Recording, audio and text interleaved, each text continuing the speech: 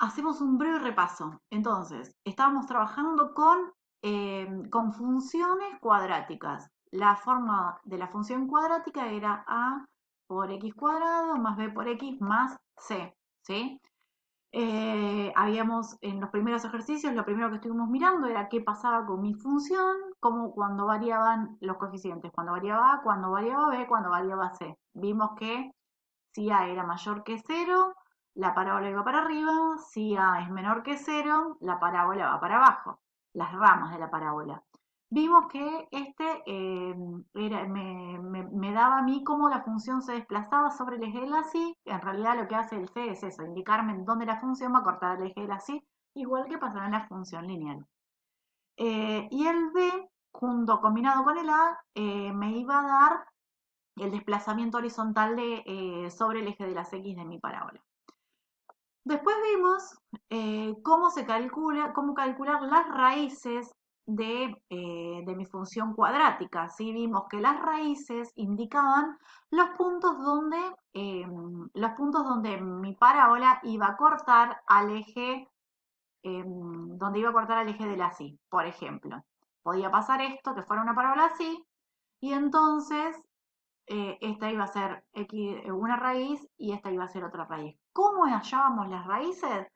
Resolviendo, aplicando la fórmula, la ecuación de Bhaskara, ¿se acuerdan que era menos b más menos b cuadrado menos 4 por a por c, todo esto sobre 2 por a? Entonces, nosotros de esa manera íbamos a encontrar las raíces que iba a ser el punto, los puntos en donde mi función iba a cortar al eje de la y. Después lo que estuvimos mirando era qué pasaba con el discriminante. ¿Sí? El discriminante es esto que está acá, adentro del techito de la raíz, ¿sí? Lo escribimos así con la letra delta, y es esto, b cuadrado menos 4 por a por c. Lo que yo les decía en el video anterior, era que el discriminante, b cuadrado menos 4 por a por c, podía ser positivo, podía ser negativo o podía ser 0. Si era positivo, o sea, si yo tenía el delta mayor que 0, iba a tener dos raíces, ¿sí? Iba a pasar así. Iba a cortar en dos puntos distintos. Si era menor que 0, ¿qué pasa? Esto de acá, pasaba esto, como es lo de adentro del techito de la raíz, si esto es negativo, ¿qué decíamos? Que esto no tiene solución en el campo de los reales. Entonces va a pasar esto, ¿sí?